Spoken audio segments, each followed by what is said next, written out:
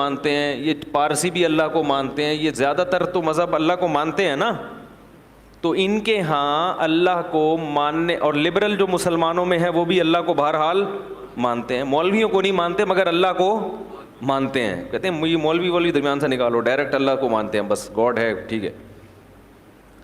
تو یہ اللہ کو اتنا مانتے ہیں کہ بس وہ ہماری ضرورتیں پوری کرنے کے لیے, اس کا کام ہے بارشیں برسانا, زمین سے تناور درخت پیدا کرنا, سوکھا چارہ کھلا کے گائے بھینسوں کے تھنوں سے دودھ نکالنا ہے. بھائی ہم جب پیدا ہوئے تو ہمیں ماں کی نعمت دی, ماں کی چھاتیوں میں دودھ پیدا کیا, باپ کی محبت دی. جب بالغ ہوئے, جوان ہوئے, تو اس نے ہمارے لیے جوڑے پیدا کیے جن سے ہم نے نکاح کیا, ہمیں اولادیں دیں, ہمیں بزنس دیا, کاروبار دیا. اللہ بہت بڑا ہے. آگے بھائی وہ اللہ کی کیا ڈیفینیشن, بس اتنا ہی ہے بھائی, اس سے آگے ہم اللہ کو معاذ اللہ فری کرانے کے لیے, ان کی اپنی زبان میں بات کر رہا ہوں, اس سے زیادہ اللہ کو پروٹوکول دینے کے لیے تیار نہیں ہے. ہندو بھی مانتا ہے اللہ, عیسائی بھی مانتا ہے اللہ, اور جو تھوڑی بہت اللہ کی عبادت بھی کرتے ہیں نا وہ بھی اپنے مطلب کے لیے. بھائی ہندو لوگ مندر میں کیوں جاتے ہیں؟ بھگوان کی پوجا کرنے کے لیے نا. تو اس کا مقصد بھی کیا ہوتا ہے, کسی نے بتایا ہوتا ہے, پنڈت جی نے, یہ والا بھگوان تمہارا یہ والا کام کرے گا.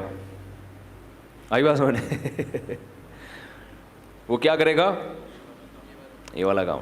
سیٹنگ ہو رہی ہے, شادی نہیں ہو پا رہی, تو وہ والے بھگوان کے پاس جاؤ, اس کو تربوز چڑھاؤ, آئی بات سمجھنے, یا ناریل چڑھاؤ, کچھ کرو اس کے. اس کو کوئی تربوز چڑھاتے ہیں, کوئی پتہ نہیں تربوز چڑھاتے نہیں چڑھاتے, لیکن ناریل تو سنا ہے کہ کیا خیال ہے. تو یہ چیزیں اس کو چڑھاؤ گے تو وہ آپ کے کیا کرے گا, کام آئے گا. جبکہ اسلام نے جو عبادت کا تصور دیا ہے اس میں اللہ آپ کے کام آئے یا نہ آئے, نماز آپ کو بہرحال پڑھنی. لطیفہ پرانا ہو گیا, میں سنا دیتا ہوں دوبارہ, بہت پرانا ہو گیا, لیکن نئے نئے لوگ بھی آ رہے ہیں نا, کئی بار سنا چکا ہوں, تو پرانے لوگ ہیں وہ بور ہوں گے, لیکن سبق بہت ہے اس میں. ایک دیہاتی آدمی نماز نہیں پڑھتا تھا. کیا نہیں کرتا تھا؟ اسے مولوی صاحب نے کہا نماز پڑھا کر.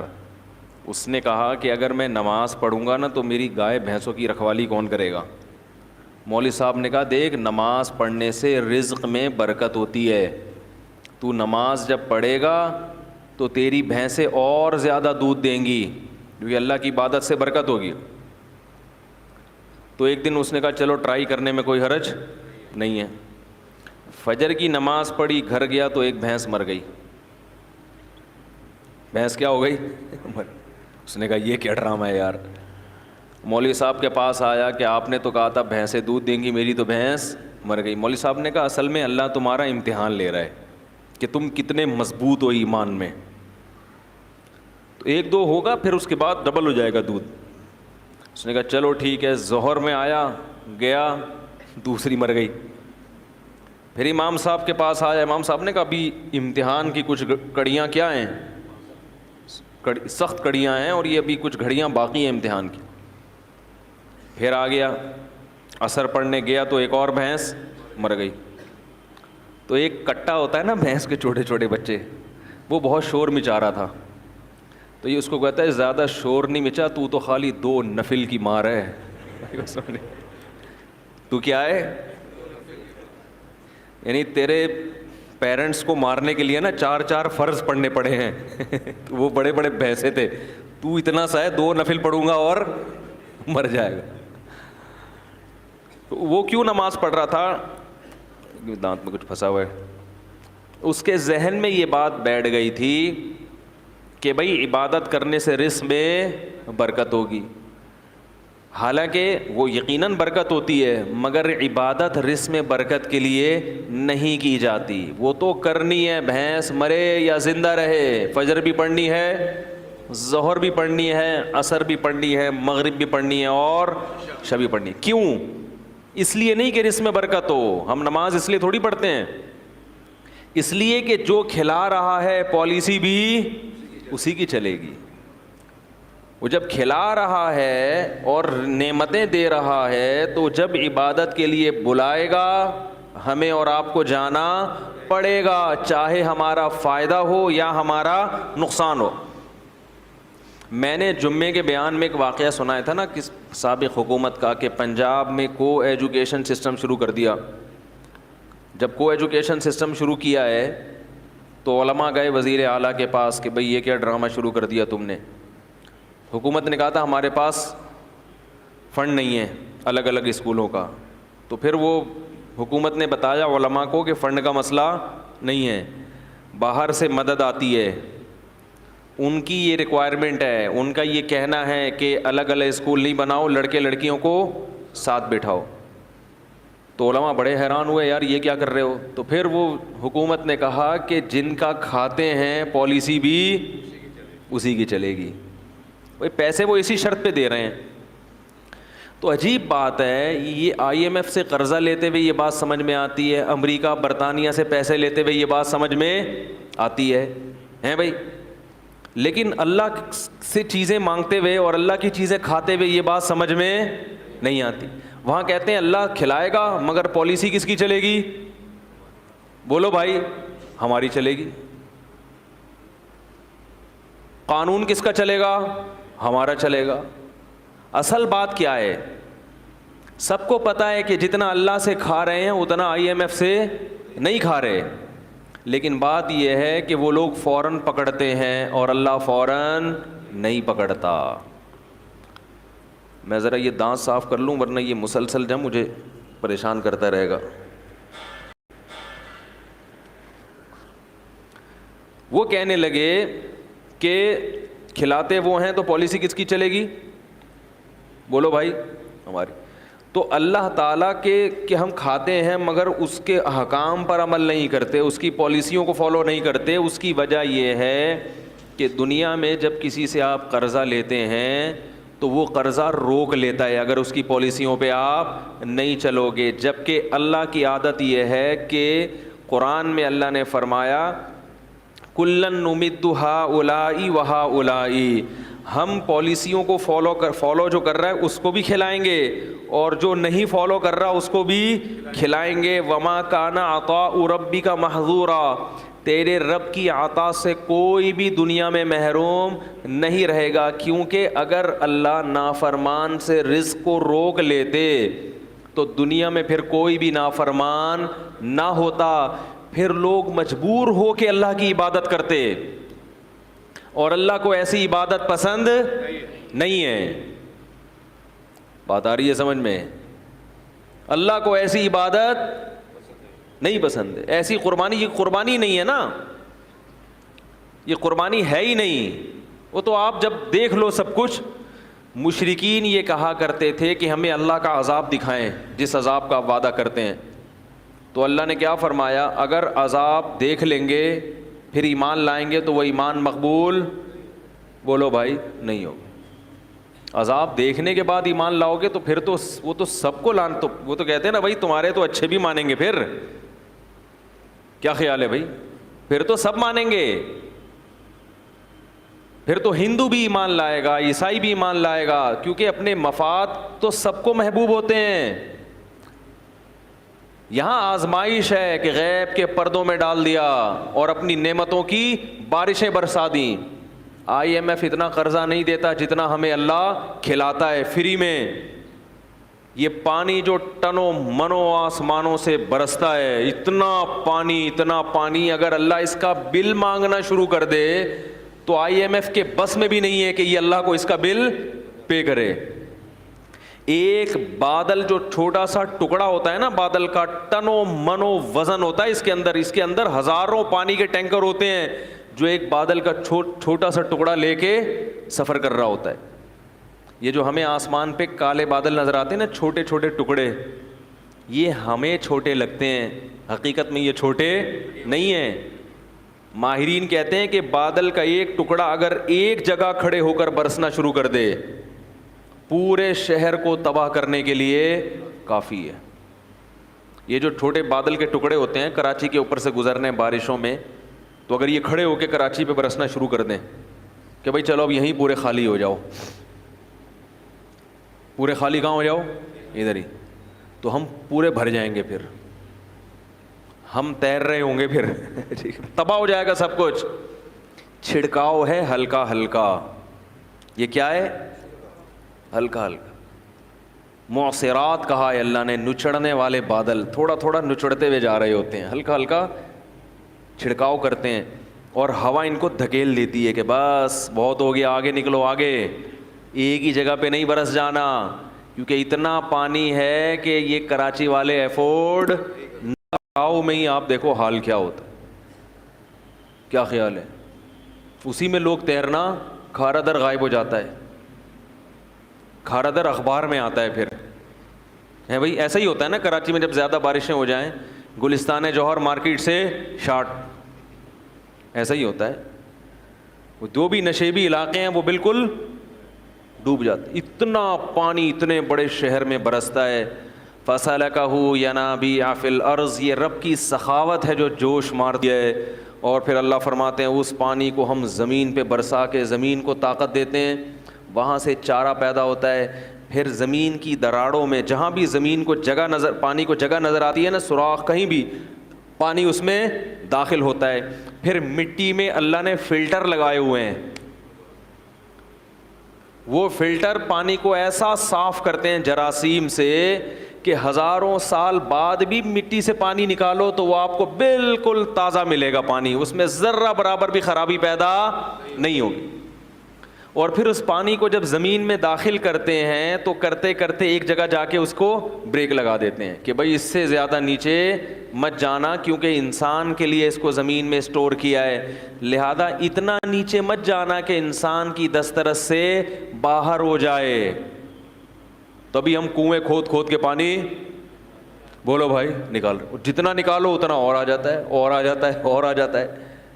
یہ کیا ہے سب؟ KPK میں بعض زمینوں پہ گیا, وہاں ٹیوب ویلیں لگی ہوئی ہیں, پانی آ رہا ہے, اور وہ کھیتیاں اس سے آباد ہو رہی ہیں. میں نے پوچھا یار یہ پانی تو, میں تو 2 دن سے ہوں, 2 دن سے پانی نکلتا ہوا دیکھ رہا ہوں. انہوں نے کہا آپ 2 دن سے, ہم 40 سال سے دیکھ رہے ہیں. 40 سال سے کیا ہو رہا ہے؟ ٹیوب ویل سے مسلسل پانی نکل رہا ہے. تو پھر اس کے ہمارے ابا دادا بھی بتاتے ہیں, ہم جب پیدا ہوئے تھے تو یہ پانی نکل ہی رہا تھا, اتنا پانی زمین میں. اور صوبہ سرحد جو ہے KPK وہ اونچائی والی جگہ پہ ہے, وہ نشیبی جگہ پہ نہیں. جتنا اونچائی پہ جائیں گے اتنا پانی زیادہ. عجیب بات ہے یا نہیں ہے؟ پانی کی تو صفت ہے نیچے جانا, لیکن کشمیر میں پانی زیادہ ہے اور کراچی میں کم ہے. حالانکہ کراچی سمندر کی سطح کے بالکل برابر ہے, لیکن سطح سمندر سے اوپر جا رہے ہیں تو پانی اور زیادہ ہوتا چلا جا رہا ہے. سوال پیدا ہوتا ہے, پانی تو نیچے آتا ہے, اوپر تھوڑی جاتا ہے پانی. لیکن جتنی بلندی پہ, میں ایسے ایسی علاقوں میں گیا ہوں 7000 فٹ بلندی, آکسیجن نہیں ہوتی وہاں پہ, سانس لینے میں دشواری, مگر پانی کے چشمے پہاڑوں کی نوک سے پھوٹ رہے ہیں, کیونکہ وہ بھی زمین ہے وہاں, اس کو بھی اللہ نے کیا کرنا ہے؟ بولو بھائی, آباد کرنا ہے اللہ نے. پہاڑوں کے اوپر پانی جاتا ہے اور بالکل چوٹی سے نکل کے نیچے بہنا شروع ہوتا ہے. اسی وجہ سے اللہ نے کہا ہم نے زمین میں دریا اور چشمے جاری کر دیے. پھر پانی کا ایک الگ سسٹم ہے, جیسے بالکل ہم لوگ چیزیں اسٹور کرتے ہیں نا بھائی, جیسے ہم بقرعید کے گوشت سے حلیم پکاتے ہیں نا محرم میں, میں تو نہیں پکاتا, یہ لوگ پکاتے ہیں, تو وہ کہاں اسٹور کرتے ہیں؟ فریج میں. کیا خیال ہے بھائی؟ کیونکہ محرم میں پھر کہاں سے ملے گا اتنا گوشت, تو لوگ بقرعید کے گوشت کو کیا کر دیتے ہیں؟ اسٹور کر دیتے ہیں, جب محرم میں اسی سے حلیم پکے گا, تو فریز کر دیا جاتا ہے نا. ایسے ہی گرمیوں میں پانی کی ضرورت زیادہ ہوتی ہے, تو اللہ تعالیٰ کیا کرتے ہیں کہ جو ٹھنڈے علاقے ہیں وہاں پانی کو برف کی شکل میں اسٹور کر دیتے ہیں. نہیں آ رہی میرا خیال ہے؟ قرآن نے اس کا بھی تذکرہ کیا کہ آسمان سے برف نازل ہوتی ہے, وہ برف کے بڑے بڑے پہاڑ, وہ سب کیا ہے؟ قدرتی فریج ہے جس میں کوئی ڈور نہیں ہے, دروازہ نہیں ہے, کوئی بجلی نہیں دینی پڑ رہی اس کو. وہ اللہ تعالیٰ آسمان سے ہی برف بنا کے اس کو زمین پہ, بولو نا بھائی, نازل کر کے بڑے بڑے تودے گلیشیئر بنا دیتے ہیں. وہ گلیشیئر اسٹور ہو جاتے ہیں, بالکل صاف ستھرا پانی ہوتا ہے, وہ ایک دم نیٹ کلین پانی, صاف ستھرا.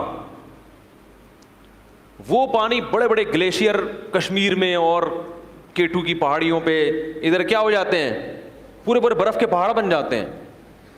پھر کیسا بہترین نظام ہے, ایسا نہیں ہوتا ایک دم دھڑام سے پہاڑ پگھل جائیں, نا نا نا نا, جیسے جیسے گرمی آتی ہے تھوڑا تھوڑا پانی پگھلنا.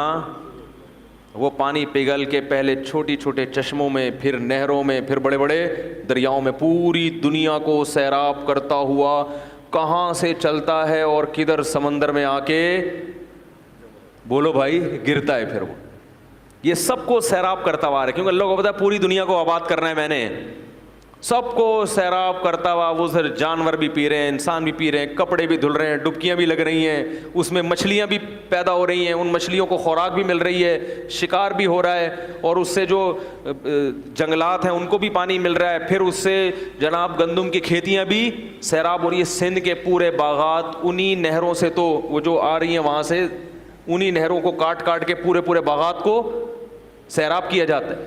وہ پانی ہوتے ہوتے ہوتے ہوتے سمندر میں آ کے گرتا ہے. پھر سورج اس پانی کو پکاتا ہے, سمندر کے پانی کو دوبارہ پکاتا ہے. پھر وہ میٹھا پانی دوبارہ بادلوں میں جاتا ہے. پھر وہ منو ٹن بھرے ہوئے بادل, اللہ ہوا کو کہتا ہے چل بھائی واپس چل, جہاں سے آیا تھا ادھر واپس. پھر وہ وہاں جا کے برسے گا, کچھ تو لیکوڈ مائع کی شکل میں برسے گا اور کچھ برف بن کے جو بہہ جائے گا, اور پھر برف بن کے آہستہ آہستہ پگھلتا رہے گا. اللہ تعالیٰ پوری دنیا کو آدم علیہ السلام کے زمانے سے پانی پلاتے چلے آ رہے ہیں. یہ پانی کم ہونے کا نام نہیں لے رہا. Imagine. اتنا زبردست سسٹم ہے نا بارش کا. ایک سائنسدان نے کہا ہے کہ یہ جو بارش کا نظام ہے نا, یہ اتنا پیچیدہ اور اتنا دلچسپ نظام ہے کہ یہ نظام خود بخود وجود میں نہیں آ سکتا. یہ غیر مسلم کے الفاظ ہیں, اور ہمارے یہاں کیا کہتے ہیں, پانی ختم ہو رہا ہے, نسل کو بولو بھائی روکو. پانی ختم نہیں ہو رہا, یہ الو بنانے کی باتیں ہیں. کیونکہ پانی ختم جب ہوگا جب وہ فنا ہو رہا ہو. پانی ایک حالت سے دوسری حالت میں تبدیل ہو کے بالآخر کہاں جاتا ہے, سمندر میں, پھر دریا. وہ سارا سائیکل ہو رہا ہے, یہ پورا چکر ہے, یہ ضائع ہوتا ہی نہیں ہے.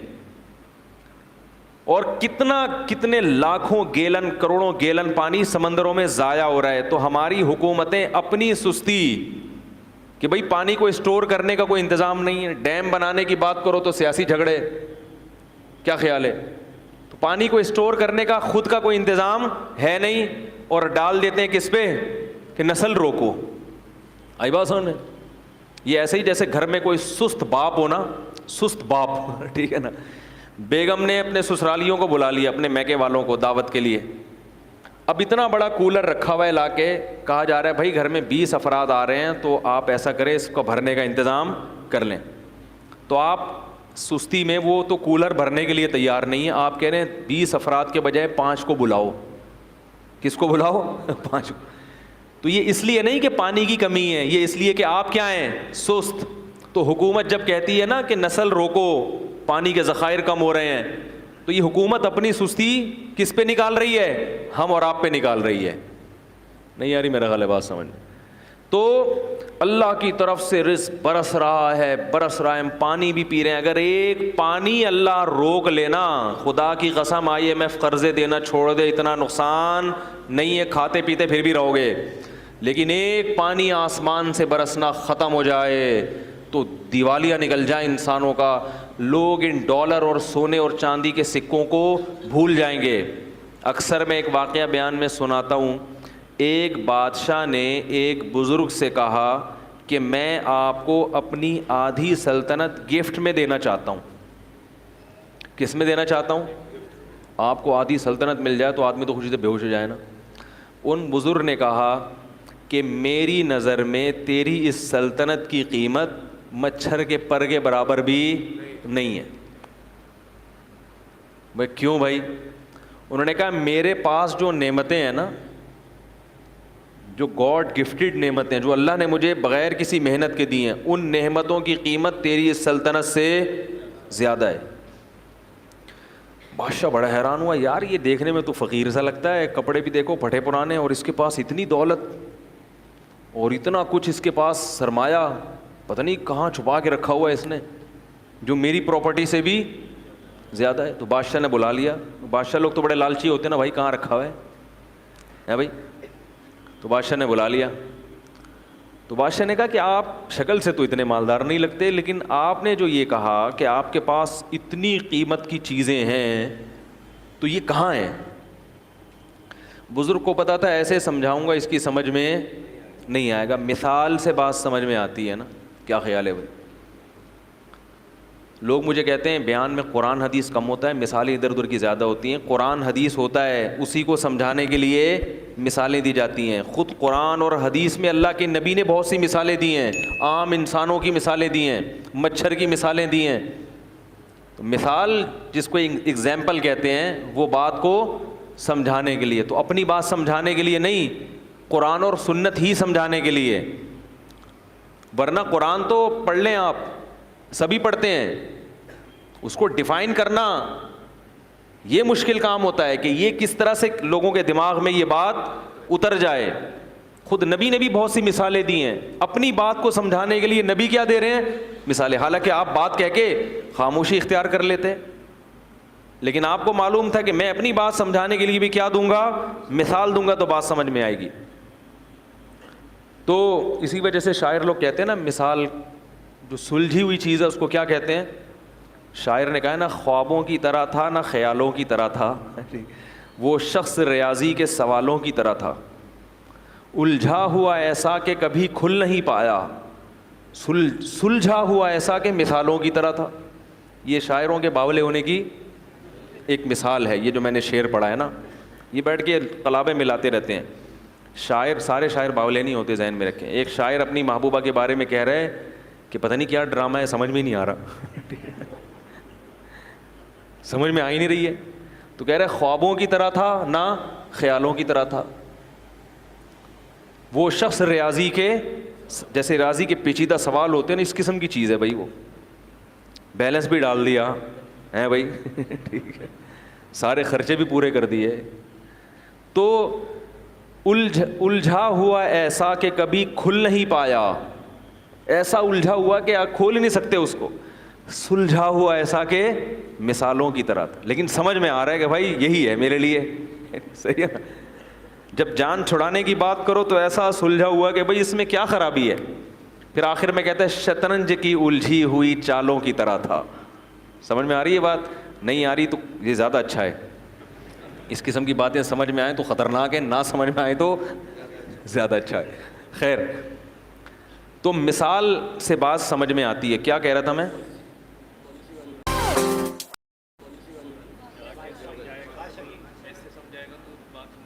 ابے وہ مثال دینے لگا تھا, وہ ذہن سے نہیں. ابے والد کی پالیسی تو بہت پرانی ہو گئی. بادشاہ, ہاں, تو ان بزرگ نے بادشاہ کو مثال سے سمجھایا. وہ بادشاہ بزرگ سے کہہ رہا تھا نا کہ بھائی کی کون سی چیز ہے, تو ان بزرگ نے بادشاہ سے کہا کہ بادشاہ سلامت, ایک مثال ہے, اور مثال اکثر فرضی ہوتی ہیں. ان کو لوگ کہتے ہیں فرضی قصے سنا رہا ہے, تو فرضی بھی ہوتی ہیں کہ فرض کر لو تھوڑی دیر کے لیے, تو کیا ہوگا. تو انہوں نے کہا کہ بزرگ نے کہ فرض کرو بادشاہ سلامت, آپ کو پیاس لگ رہی ہے, ایک پیالہ پانی آپ کے پاس رکھا ہوا ہے, لیکن آپ کو ایک بیماری لگ گئی کہ وہ پانی جب آپ پیتے ہیں تو الٹی ہو کے نکل آتا ہے. وہ پانی الٹی ہو کے, اب پوری ایڑی چوٹی کا زور لگا لیا مگر وہ پانی حلق میں گھسنے کے لیے تیار نہیں, ایسی بیماری لگ گئی. تو بادشاہ سلامت آپ کیا کرو گے؟ بادشاہ نے کہا علاج کروں گا بھائی, الٹیاں رکیں. وہ کون سی گولی آج کل آ رہی ہے الٹیوں کی مشہور, وہ گرینیٹ, کچھ اس طرح کا, گریوینیٹ کھاؤں گا. اس زمانے میں جو بھی گریوینیٹ ٹائپ کی چیز ہوتی تھی, بھائی الٹی روکنے کے لیے گریوینیٹ کھاؤں گا, یہ کھاؤں گا, وہ. اس نے کہا سب کچھ کر کے دیکھ لیا مگر فائدہ نہیں ہو رہا.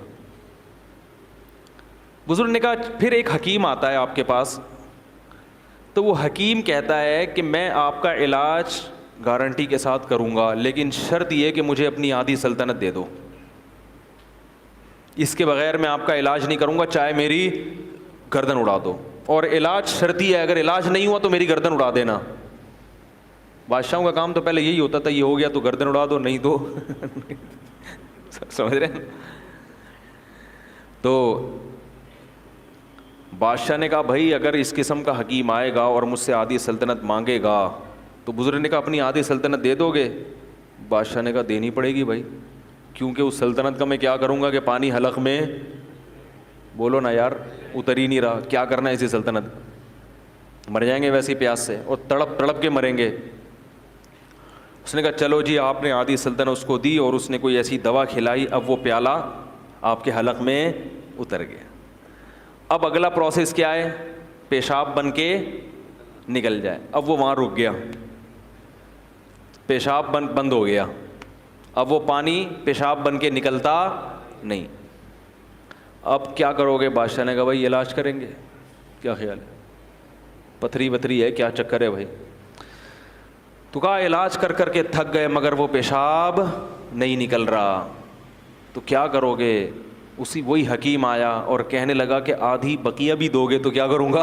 دوا کھلاؤں گا اور یہ پیشاب نکل جائے گا. بادشاہ نے کہا بھائی کیا کرتا, پیشاب سے تو مر جائے گا نا تکلیف سے انسان, یہ عذاب سے مرنے سے بہتر ہے کہ غریب ہو کے زندہ رہ لے آدمی. بادشاہ نے کہا اپنی آدھی سلطنت بھی اس کو دے دوں گا. بزرگ نے کہا یہ ہے تیری سلطنت کی اوقات, ایک پیالہ پانی اور ایک پیالہ پیشاب, اس کے برابر ہے تیری سلطنت. میرا رب مجھے روزانہ درجنوں گلاس پانی پلاتا ہے فری میں, اور پیشاب بنا کے نکال دیتا ہے فری میں. میرے رب نے مجھے جو نعمتیں دی ہیں وہ تیری سلطنت سے کئی گنا زیادہ قیمتی ہیں, لہذا میں تیری سلطنت پہ رال ٹپکا کے اپنے رب کو ناراض نہیں کر سکتا. کاش یہ بات ہماری سمجھ میں آ جائے, کاش سمجھ میں آ جائے. ہر آدمی رو رہا ہے, ہائے یہ ہو گیا, ہائے غربت, ہائے مہنگائی, ہائے یہ ہو گیا, ہائے یہ ہو گیا.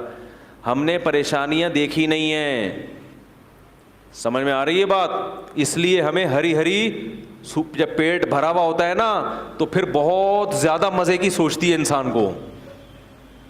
آج غربت مسئلہ نہیں ہے دنیا کا, یاد رکھو. ہیں غریب وہ بہت تھوڑے ہیں, اور وہ بہت بڑے بڑے غریب بھی موجود ہیں, لیکن جو میجورٹی ہے ان کا مسئلہ غربت نہیں ہے, ان کا مسئلہ ناشکری ہے.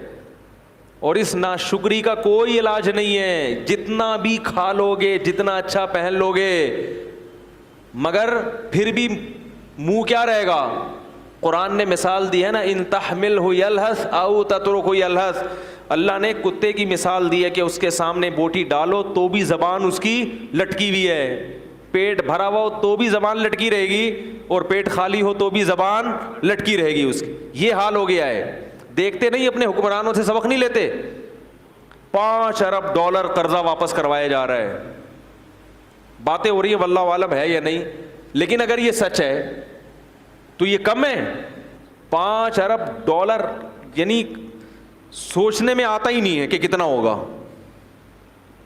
ارے 1 ارب پتہ ہے کتنا ہوتا ہے؟ یعنی شروع کرو تو 100,000 سے 1 لاکھ, 100 لاکھ سے 1 کروڑ, 100 کروڑ سے 1 ارب, پھر اس کو ڈالر سے ضرب دے دو, پھر وہ کتنے؟ 100 ڈالر, 100 ارب ڈالر. میرے بھائی ہم اور آپ تصور, لیکن ایسے لوگ بھی چاہتے ہیں کہ ہم دوبارہ آئیں اور مزید پیسہ. یعنی یہ وہ لوگ ہیں کہ اگر یہ 5-5 ہزار کے نوٹ کو چائے میں ڈبو کے کھانا شروع کرتے ہیں, خود نوٹ کھانا شروع کرتے ہیں, ان کی زندگیاں ختم ہو جائیں گی مگر وہ نوٹ ختم نہیں ہوں گے. کتنی بڑی عبرت ہے اس واقعے میں کہ اصل مسئلہ دولت نہیں ہے, ہوس ہے. جس میں ہوس ختم ہو جائے تو اس کو یہ بہت لگے گا جو نعمتیں ہم کھا رہے ہیں. یہ جو اولاد روکنے کی بات کرتے ہیں نا, ہوس کے مریض ہیں. یہ چاہتے ہیں ہم کروڑ پتی ہو جائیں, ہمیں ایک دھیلا بھی اپنی اولاد پہ خرچ نہ کرنا پڑے. اور جس کو سمجھ میں آ گیا کہ رازق اللہ ہے اور جو رزق ہمیں مل رہا ہے بہت ہے, وہ میرے بھائی درجن بچوں پر بھی پریشان, بولو بھائی, نہیں ہوگا. وہ نہیں ہوگا پریشان, وہ اس پہ بھی خوش ہوگا. تو یہ جو ہماری باتیں ہیں نا, یہ جب سمجھ میں آئیں گی جب دنیا کو کیا سمجھیں گے, مسافر خانہ, اور اللہ کی نعمتوں کی قدر کریں گے. تو اس لیے کبھی بھی لوگوں کی پرواہ نہ کریں, لوگ کیا کہیں گے, لوگ کیسا اعتراض کریں گے. آپ اگر سمجھتے ہو کہ یہ حق بات ہے اور بیان کرنے سے حق پرستوں کو فائدہ ہوگا, پھر لوگوں کے خوف سے خاموشی اختیار کرنا جائز نہیں ہے. ہاں, آپ کو یہ خیال ہے کہ بات حق ہے لیکن لوگوں کی سمجھ میں نہیں آئے گی, لوگوں کا ظرف اتنا بڑا نہیں ہے, اس کو لوگ غلط رخ میں لے جائیں گے, فائدے کے بجائے نقصان ہوگا, تو پھر ایسے وقت میں حق بیان کرنے سے خاموشی کیا ہے, بہتر ہے. تو ایسے وقت میں غلط لوگ پھر بیان کر رہے ہوں گے نمبر بنانے کے لیے, لیکن اس سے سوسائٹی کو کیا سائیڈ افیکٹ ہو رہے ہیں اس کو نہیں دیکھ رہے ہوتے. وہ سمجھتے ہو کہ نہیں سمجھتے. تو آگے قرآن کہہ رہا ہے وَإِنَّهُ لَتَذْكِرَةٌ لِّلْمُتَّقِينَ وَإِنَّا لَنَعْلَمُ أَنَّ مِنكُم مُّكَذِّبِينَ. نبی صلی اللہ علیہ وسلم جب حق بیان کرتے, سوسائٹی کی طرف سے مخالفت ہوتی تو ظاہر غم ہونا نیچرل ہے. تو اللہ نے کہا ہمیں پتہ ہے کہ لوگ آپ کی باتوں کا انکار کر رہے ہیں. اب بتاؤ یہ اللہ کو بتانے کی کیا ضرورت تھی بھائی, نبی کو تو پہلے ہی پتا تھا کہ اللہ کو کیا ہے, پتہ ہے کہ لوگ میرا انکار کر رہے ہیں. تو اللہ اس بات کو کیوں بتا رہے ہیں نبی کو کہ ہمیں پتہ ہے لوگ انکار کر رہے ہیں. دیکھو جس کی خاطر آپ قربانیاں دے رہے ہو نا, وہ جب آپ کو تسلی کے لیے کہہ دیتا ہے کہ مجھے پتہ ہے تم پہ کیا گزر رہی ہے, تو آپ کے لیے یہ تسلی بہت بڑی تسلی ہوتی ہے. اس سے بھی پتہ چلتا ہے کہ ہمیں اللہ کی رضا کو سامنے رکھ کے زندگی گزارنی ہے, پبلک کو سامنے نہیں رکھنا. ہمیں کس کو سامنے رکھنا ہے, اللہ کو سامنے رکھنا ہے. اللہ کو سامنے رکھ کے زندگی گزارنی ہے ہم نے. کیوں؟ اللہ کہتا ہے کہ پبلک ناراض ہو بھی رہی ہے نا, ہمیں پتہ ہے کہ ناراض ہو رہی ہے, تو جس کو اللہ سے محبت ہوگی نا اس کے لیے یہ جملہ کافی ہو جائے گا. اللہ کہہ رہا ہے بھائی مجھے پتہ ہے. بھائی جب اللہ کو پتہ ہے تو وہ دیکھ رہا ہے, وہ اس کی تلافی کر دے گا. اچھا, ایک بہت اہم پوائنٹ کی بات, بعض دفعہ اللہ کی رضا کے لیے ایسا کام بھی کیا جاتا ہے جس میں آپ پہ خواہش نفس کے طعنے دیے جاتے ہیں آپ کو کہ آپ خواہش کے غلام ہو. دیکھو بعض دفعہ اللہ کو راضی کرنے کے لیے ایسی بات کی جاتی ہے جس سے آپ قربانی دے رہے ہوتے ہو, بڑی قربانی, تو لوگ آپ کو فنڈامنٹلسٹ, بنیاد پرست اور اوٹ پٹانگ قسم کی باتیں کر کے تکلیفیں دے رہے ہوتے ہیں. بعض دفعہ معاملہ الٹا ہوتا ہے, آپ ایسی بات کر رہے ہوتے ہو جس میں آپ پر انگلی اٹھتی ہے کہ یہ خواہشات کے پیچھے چل رہے ہیں, تو یہ حق تھوڑی ہے. مثال سے بات سمجھ میں آئے گی. ہمارے نبی صلی اللہ علیہ وسلم کے منہ بولے بیٹے تھے زید ابن حارثہ, ان کی زوجہ تھی حضرت زینب, اور تھی بھی بڑی حسن و جمال والی. نبی صلی اللہ علیہ وسلم نے حضرت زینب کا نکاح کرا دیا اپنے منہ بولے بیٹے حضرت زید سے, جو غلام بھی تھے, آزاد کر دیا تھا ان کو. اب حضرت زینب کو نا یہ نکاح پسند نہیں تھا. کیوں؟ وہ آزاد تھیں اور حضرت زید عجمی بھی تھے, غیر عربی تھے, اور غلامی میں زندگی گزری تھی آپ کی.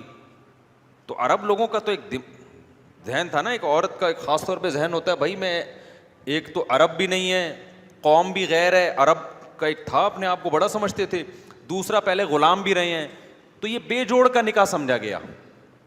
لیکن نبی صلی اللہ علیہ وسلم نے حکم دیا, حضرت زید کا نکاح ہو گیا.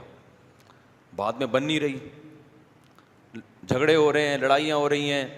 حضرت زید نے ارادہ کیا کہ حضرت زینب کو طلاق دیں. اب نبی صلی اللہ علیہ وسلم کو اس پہ افسوس ہو رہا تھا کہ حضرت زید کیوں طلاق دیں بھائی ان کو, کیونکہ یہ کس کے مشورے پہ نکاح ہوا ہے.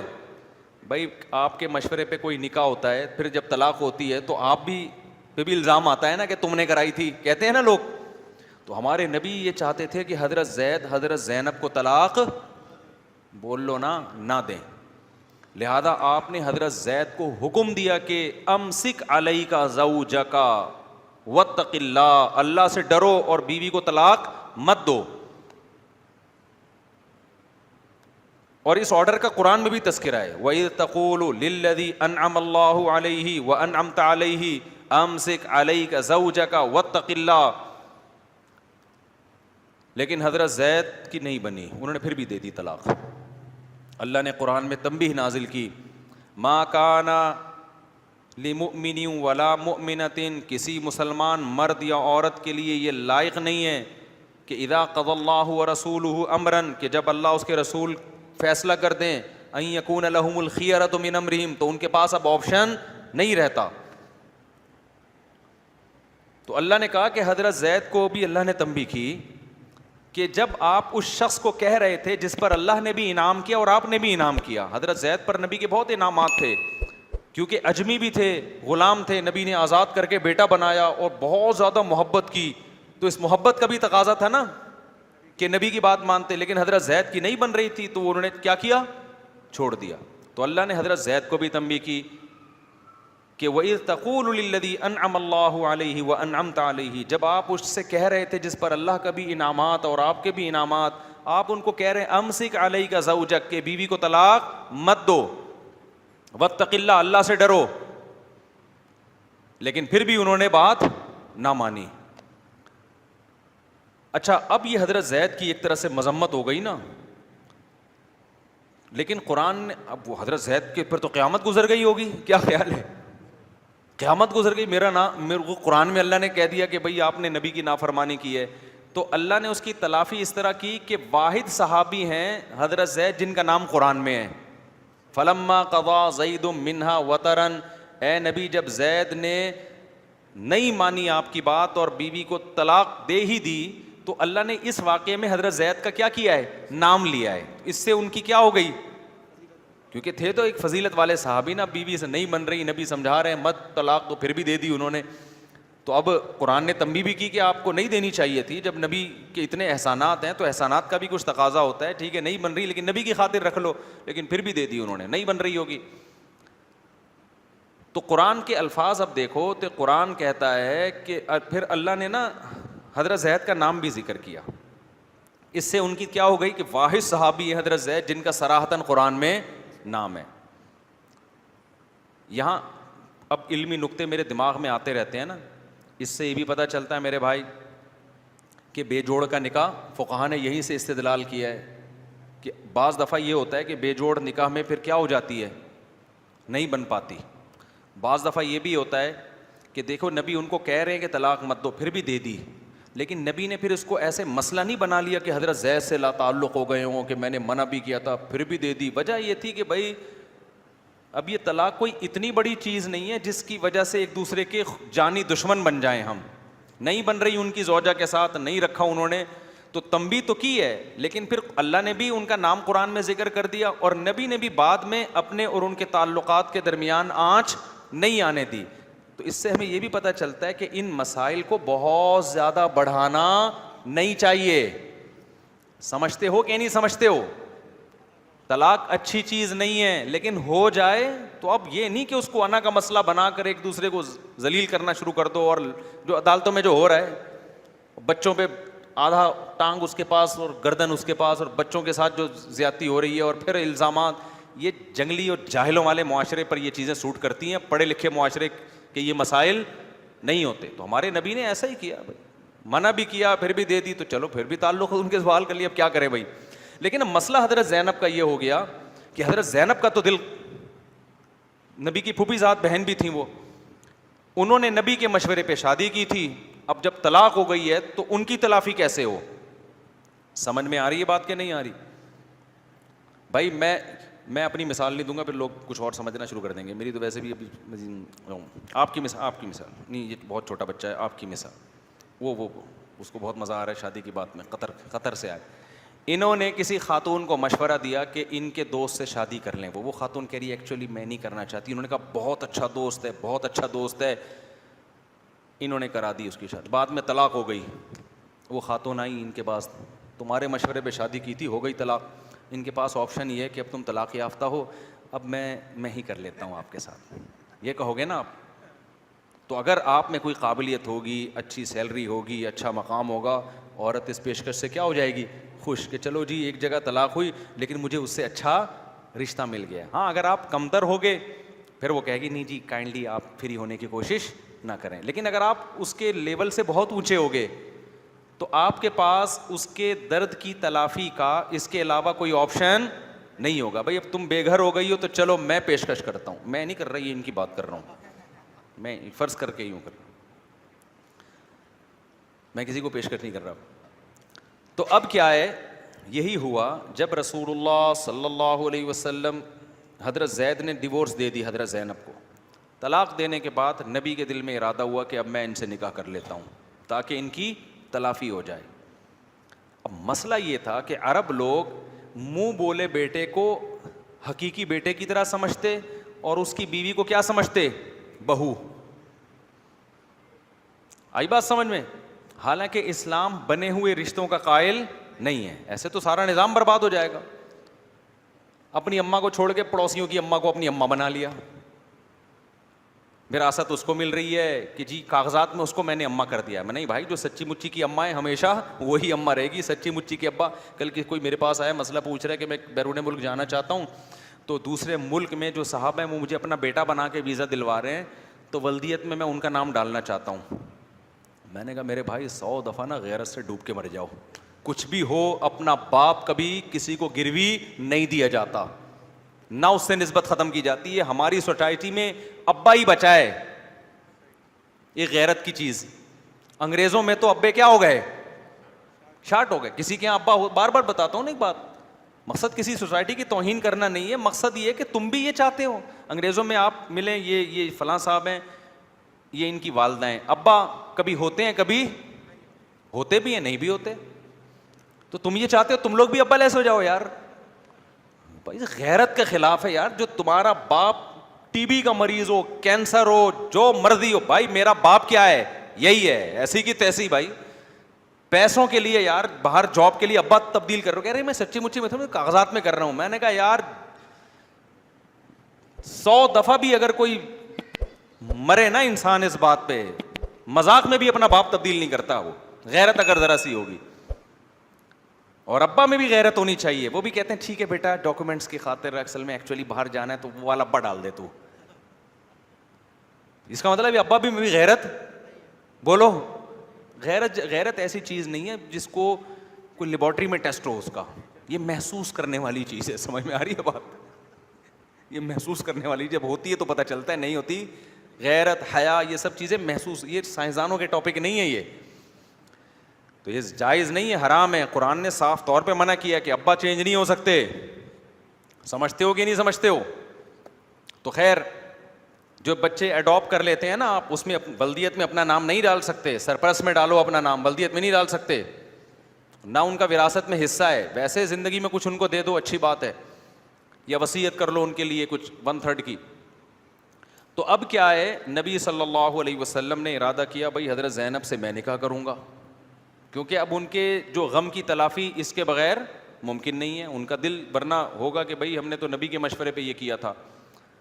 تو آپ کے دل میں خواہش پیدا ہوئی کہ نکاح ان سے کون کرتا ہے, میں کرتا ہوں. عربوں میں ایک طوفان مچ گیا, لو بھائی محمد صلی اللہ علیہ وسلم معاذ اللہ اپنی بہو سے نکاح کر رہے ہیں.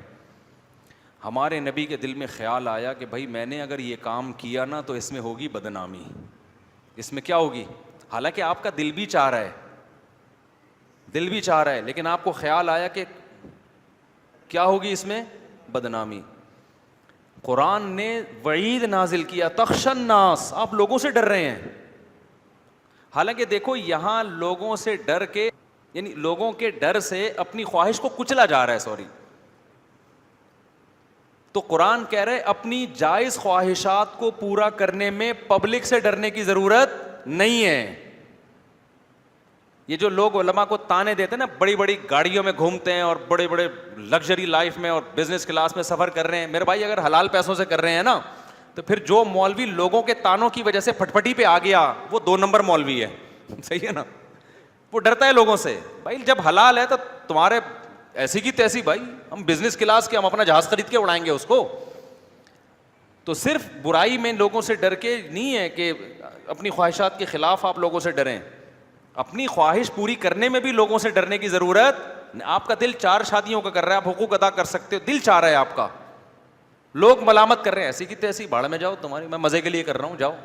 میں جب دوسری کر رہا تھا نا, لوگوں نے کہا اصل میں ایکچولی یہ جو سنت ونت نہیں ہے, اصل میں تو مزے کے لیے کر رہے ہیں آپ ایکچولی. میں نے کہا مزے کے لیے کر رہا ہوں, میرا عیاشی کا دل چاہ رہا ہے. تیرے کو کیا تکلیف ہو رہی ہے؟ کیا خیال ہے بھائی؟ میں نے کہا حالانکہ میں سنت ہی کے لیے کر رہا تھا, میں نہیں کہہ رہا کہ اس میں کوئی دل کی چاہت اور خواہش کا کوئی عنصر ہی نہیں تھا, ایسا نہیں ہے, لیکن بھائی ہم جس مقصد کے لیے کر رہے ہیں. میں نے کہا میں لوگوں سے کہتا تھا کہ میں نہاری کھاتا ہوں, اس میں نیمبو بھی نچوڑتا ہوں, مغز نہاری, نلی بھی ڈلواتا ہوں, مکھن کا تڑکا بھی لگواتا ہوں مزے کے لیے. کسی کو آج تک اس پہ اعتراض نہیں ہوا, حالانکہ وہ اکثر جو بیان میں مجھے لے کے جاتے تھے ان کے پیسوں سے کھا رہا ہوتا تھا, پیسے بھی اپنے نہیں ہوتے تھے. اس پہ تو کبھی اعتراض نہیں کہ اب شادی اپنے پیسوں سے کر رہا ہوں, اس پہ کہہ رہے ہیں یہ دیکھ مزے کے لیے.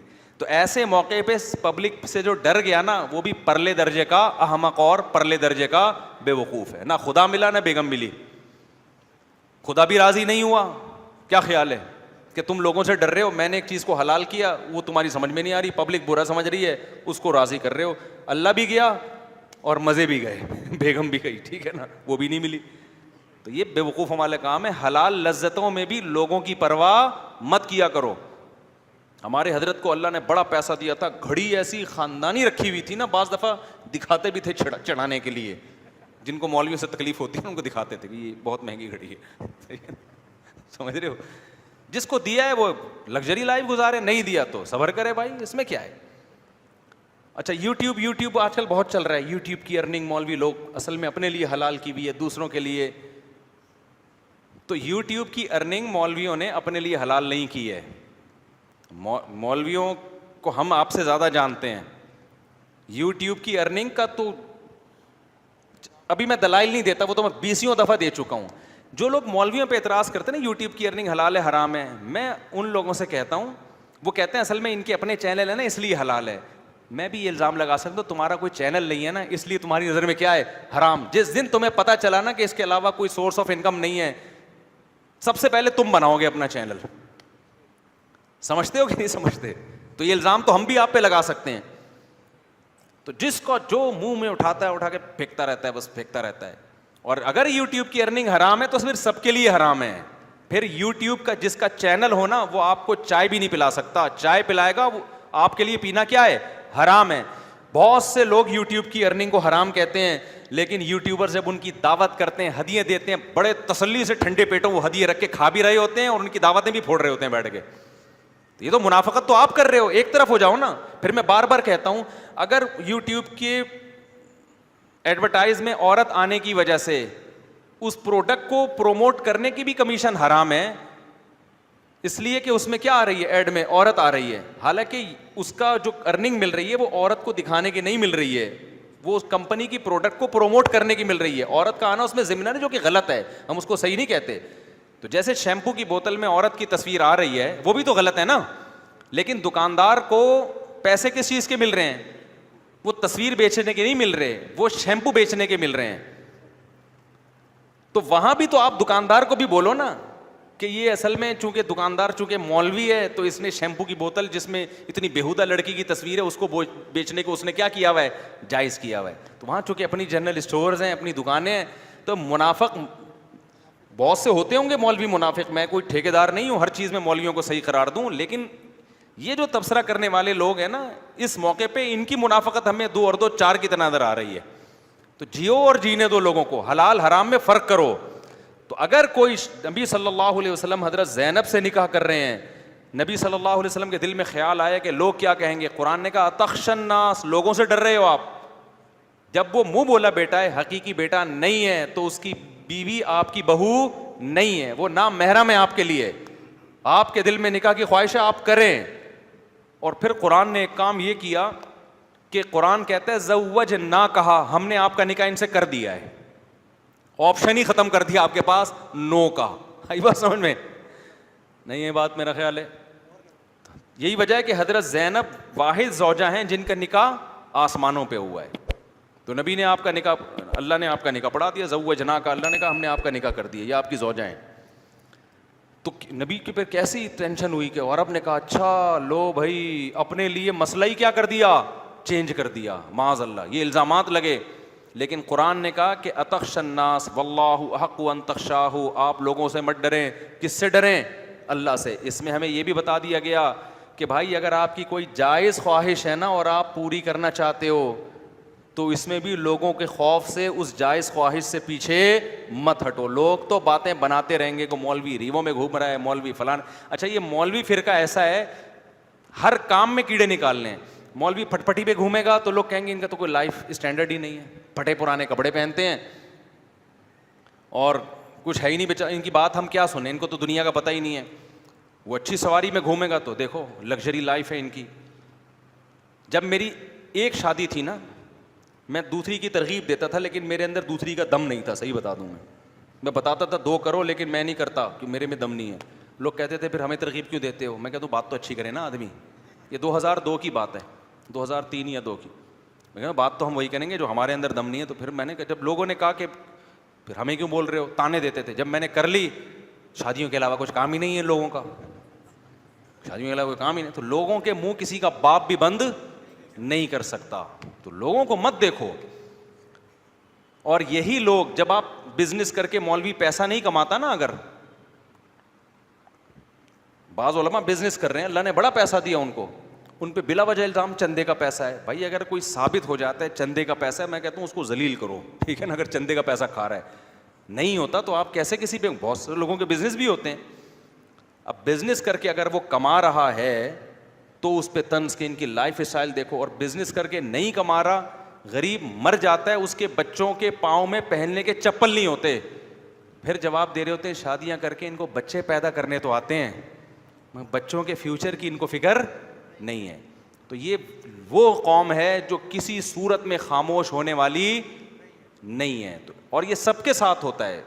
جو آپ کے مخالفین ہیں انہوں نے ہر چیز میں کیڑے نکالنے ہیں.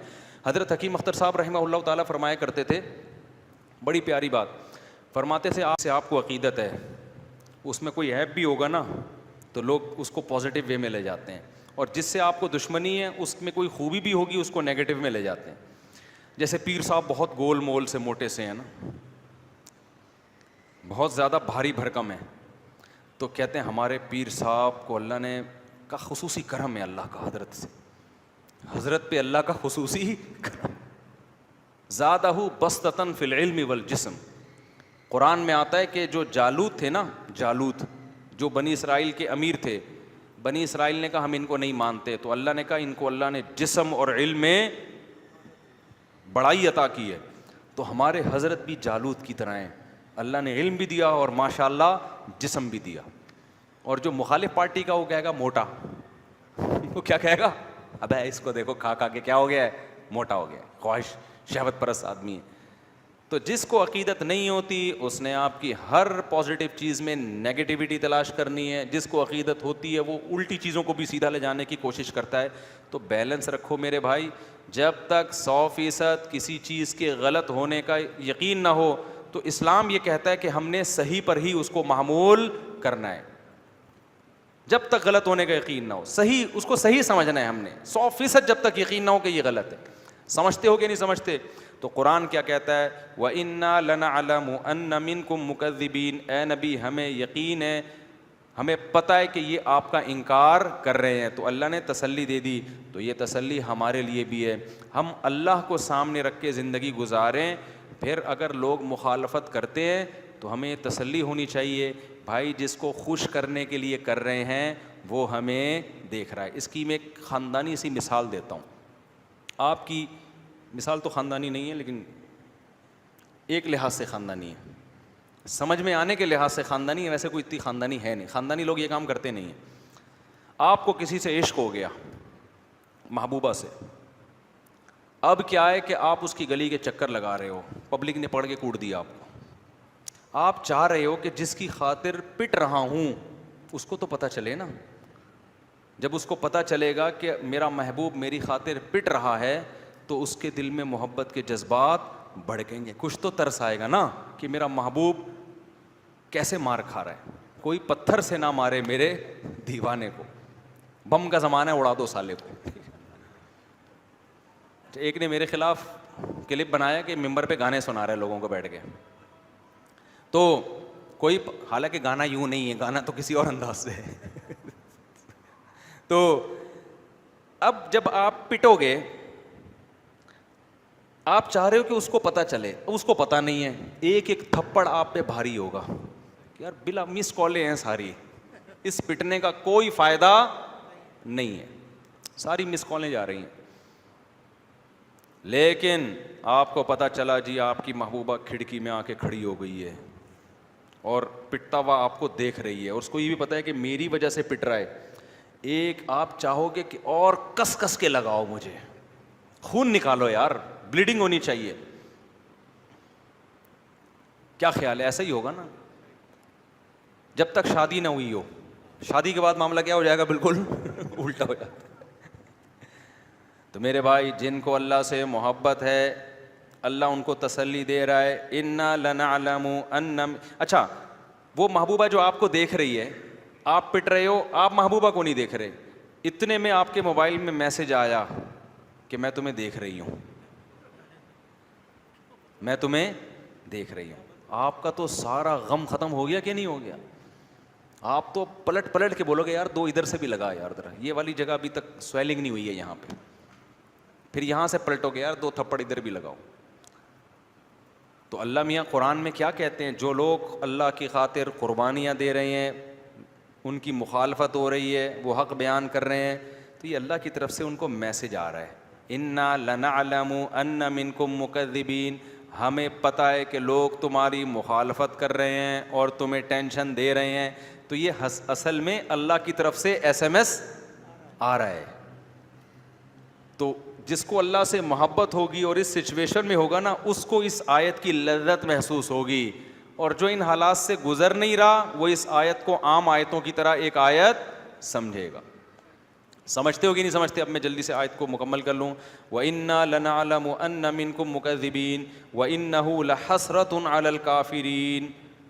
سوال پیدا ہوتا ہے، اے اللہ ہمیں تو تسلی ہو رہی ہے، ہم برداشت بھی کر رہے ہیں، لوگوں کے تانے بھی مل رہے ہیں، تو ہمارے ساتھ ہے، ہمیں تسلی ہو رہی ہے، لیکن یہ آدھی تسلی ہے. پوری تسلی یہ ہوتی ہے کہ دشمنوں کو سزا بھی تو ملے نا. آپ محبوبہ کی خاطر پٹ رہے ہو تو آپ کو تسلی تو ہوگی، چلو محبوبہ دیکھ رہی ہے، لیکن آپ کا یہ بھی تو دل چاہے گا کہ یہ کمبخت جو مجھے کوٹ رہے ہیں ان کو بھی تو کچھ ہونا چاہیے نا. تو اللہ نے فرمایا وَإِنَّهُ لَحَسْرَةٌ عَلَى الْكَافِرِينَ. آج جو لوگ حق کی مخالفت کر رہے ہیں تو آپ کی جو دعوت ہے کل ان کے لیے حسرت کا سبب بننے والی ہے. کل جب روز محشر ہوگا اس وقت ان کو افسوس ہوگا کہ ہم نے کتنی بہترین دعوت کو ٹھکرا دیا. تو آنے دو، یہ دنیا ایگزامینیشن ہال ہے، یہاں رزلٹ اناؤنس نہیں ہوتا، کل پلڑا آپ کے حق میں ہوگا.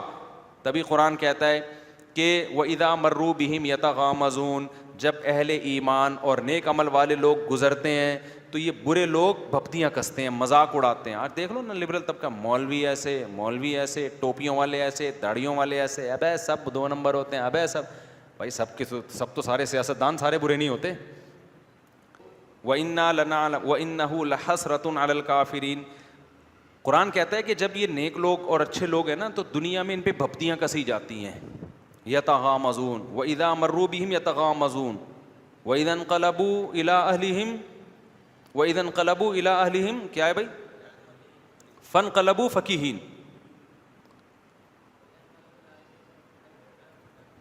زور سے بولا کرو. ہاں وَإِذَا انقلبوا إِلَىٰ أَهْلِهِمْ انقلبوا فَكِهِينَ. جب اپنے گھر والوں کی طرف جاتے ہیں اتراتے ہوئے جاتے ہیں کہ آج ہم نے یہ کیا، آج ہم نے یہ کیا. تو اللہ فرماتے ہیں فَالْيَوْمَ الَّذِينَ آمَنُوا مِنَ الْكُفَّارِ يَضْحَكُونَ. آج پانسا پلٹ چکا ہے، جو قیامت کا دن ہوگا نا آج معاملہ الٹا ہے. آج ایمان والے نیک اعمال والے ہنسیں گے ان نافرمانوں پہ اور بولیں گے تم اس دنیا کو مسافر خانہ نہیں سمجھے، خدا کی آیتوں کا تم نے انکار کیا. بتایا جا رہا ہے کہ اللہ کا قانون یہ کہتا ہے، تم نے اس قانون کو اگنور کیا. تمہیں بتایا جاتا تھا امریکہ کا قانون یہ کہتا ہے، ایک دم کان کھڑے ہو جاتے تھے. تمہیں بتایا گیا یو کے کا قانون یہ، ایک دم تم غور سے سنتے تھے یار کیا لا ہے. تمہیں بتایا گیا یونائٹڈ نیشن کا یہ لا ہے، ایک دم. تمہیں بتایا گیا بھائی شریعت اسلام یہ کہتا ہے، یار اسلام کیا کہتا ہے، اس کو لفٹ ہی نہیں کراتے تھے تم. ایسا ہی ہوتا ہے نا ہمارے دنیا دار طبقہ. ہم چیخ چیخ کے تھک گئے، عورتوں کو سمجھا رہے ہیں یہ عدالت سے کھلا نہیں ہوتا. کوئی سن رہا ہے ہماری بات؟ جس عورت نے خلا لینا ہوتا ہے چلی جاتی ہے عدالت سے. زیادہ تر خلا نہیں ہوتا، کل عدم. 100 میں سے 1-2 واقعات ہوتے ہیں صحیح خلا کے، زیادہ تر کل عدم ہے. کوئی سمجھ میں نہیں آ رہا. ہم عورت کو بتاتے ہیں کہ جب آپ بچے لے کے عدالت نے آپ کے حوالے بچے کر بھی دیے نا، پھر بھی باپ کا حق ہے کہ ہفتے میں 1 دن بچوں کو اپنے پاس رکھے گا.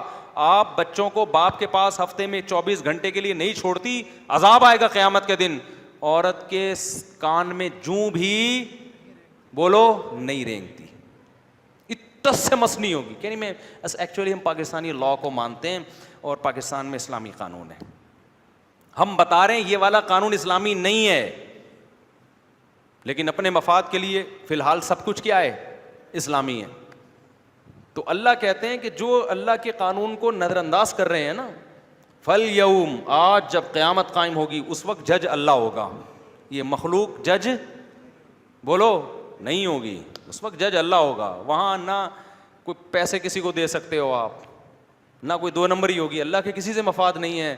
اللہ کہیں گے آج جو حق پر تھے وہ ناحق لوگوں پہ ہنسیں گے کہ کل تمہیں خدا کا قانون بتایا گیا، تم ٹس سے مس نہیں ہوئے، تم نے کتنا بڑا نقصان کر لیا. آج تم اس قابل ہو کہ تم جیسے بے وقوفوں پہ ہنسا جائے. آج ہم نے ایک حدیث پڑھی بخاری میں کہ حضرت عائشہ رضی اللہ تعالی عنہا کے پاس نا وہ صحابی آئے، ابو سلمہ ابن عبد الرحمن. ان کا زمین کا جھگڑا چل رہا تھا کسی سے. حضرت عائشہ نے ان سے فرمایا کہ اپنا حق چھوڑ دو، دے دو اس کو زمین. کیوں؟ میں نے نبی سے سنا جس نے 1 بال زمین بھی کسی کی ہتھیائی 7 زمینوں تک دھسایا جائے گا اس کو قیامت کے دن. اس کو نا زمین پہ کیا کیا جائے گا؟ دھستا چلا جائے گا وہ. تو کیا مطلب تمہارا اس سے جھگڑا ہے؟ یہ نہیں کہنی کہ اپنا حق چھوڑ دو، مقصد یہ کہ ڈاؤٹ تو ہے نا، ایسا نہ ہو کہ 1 بال زمین بھی غلطی سے اس کی تمہارے پاس آ جائے. اگر 1 بال زمین بھی اس کی تھی تمہارے پاس گئی، قیامت میں تمہارا حشر نشر ہو جائے گا. یہ چھوٹا جرم نہیں ہے، تو یہ چھوڑ دو. وہ غلطی پر ہوگا نا، اللہ اس کو بہت بڑی سزا دے گا. دیکھو اصولی طور پہ تو شریعت کا مسئلہ یہی ہے کہ اپنا حق چھوڑنا نہیں چاہیے، اس سے سوسائٹی میں ظلم پھیلتا ہے. لیکن بعض دفعہ ڈاؤٹ ہوتا ہے انسان کو کہ پتہ نہیں میرا حق ہے بھی یا نہیں ہے، دیکھتا ہوں کورٹ کیا فیصلہ کرتی ہے. کورٹ کو تھوڑی پتا ہو، کورٹ غلط فیصلہ کر دیتی ہے، اس کے پاس ثبوت پورے نہیں ہوتے، شک ہوتا ہے. زمینوں میں بہت ہوتا ہے ایسا. تو جہاں شک ہوگا وہاں چھوڑ دینا لے لینے سے بہتر ہے. کیونکہ آپ ابھی ایک پلاٹ لے رہے ہو، کل یہ بہت مہنگا پڑے گا آپ کو. اور آپ بتاؤ کہ 1 بال زمین کے بارے میں حضرت عائشہ فرما رہی ہیں کہ ڈاؤٹ ہے تو چھوڑ دو، کیونکہ یہ 1 بال زمین مہنگی پڑ جائے گی. اور ہمارے ہاں جو بلڈر ہوتے ہیں نا، پوری خربوں کی زمینیں ہڑپ کی ہوئی ہوتی ہیں لوگوں نے ان کی. اور پھر جب ان پر پینلٹیاں آتی ہیں تو اربوں روپے کی رشوتیں دے کے، اربوں روپے کی پیسے رشوتیں دے کے معاف کرائے ہوئے ہوتے ہیں انہوں نے. تو ان پہ یہ قابل ترس ہے میرے بھائی. ان کو دیکھ کے فخر نہ کیا کرو، بے اتنا بڑا بلڈر کروڑوں روپے کا مالک ہے یار، میں ابھی رکشے میں گھوم رہا ہوں. او بھائی تیرا رکشے کا حساب آسانی سے قیامت کے دن ہو کے تو بخشا جائے گا، ٹھیک ہے نا. تو کہہ دینا اللہ میں نے رکشہ اتنے میں خریدا تھا، 1.5 لاکھ قسطیں بنتی تھی، ہر مہینے 5,000 دیتا تھا، ایک دن 5 دن لیٹ ہوا تو میں نے اس سے تھوڑی سوری کر لی، ٹوٹل رکشے کا یہ حساب ہے، ٹھیک ہے نا.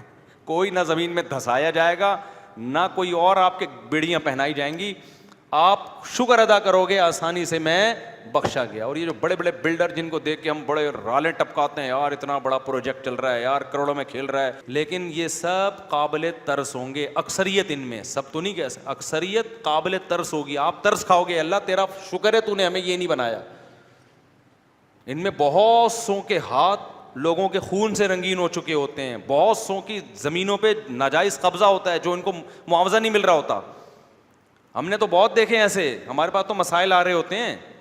لوگ کہتے ہیں میں نے پلاٹ خریدا تھا، فلاں نے قبضہ کر لیا اور کاغذ بھی بنوا لیا. چائنا کٹنگ تو آپ کو پتہ ہے، چائنا کٹنگ الگ چل رہی ہے، جاپانی کٹنگ الگ چل رہی ہے، امریکی کٹنگ الگ چل رہی ہے. اتنی نام پہ کٹنگ ہو رہی ہے، جو اصل اونر ہوتا ہے وہ بیٹھا ہوا رو رہا ہوتا ہے. تو بہت کچھ ہو رہا ہے. تو یہ سب قابل ترس ہیں. کل قیامت میں آپ ان پہ رو رہے ہوگے، آپ رو رہے ہوگے. اور جس کو نالائق کو جگہ ملتی ہے نا زمین میں، ایک دم ایسے یوں آ کے پھیلنا شروع ہو جاتا ہے، 4 دیواری بڑھاتا رہتا ہے گھر کی، 1 انچ بھی جگہ نہیں چھوڑتا بندہ.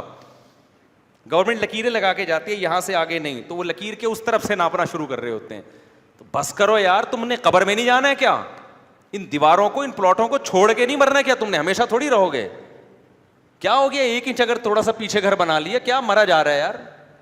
جو آدمی دنیا کو مسافر خانہ نہیں سمجھتا نا, اس سے بڑا بدماش اور ظالم دنیا میں کوئی نہیں ہے. تو یہ بڑا ظلم ہے.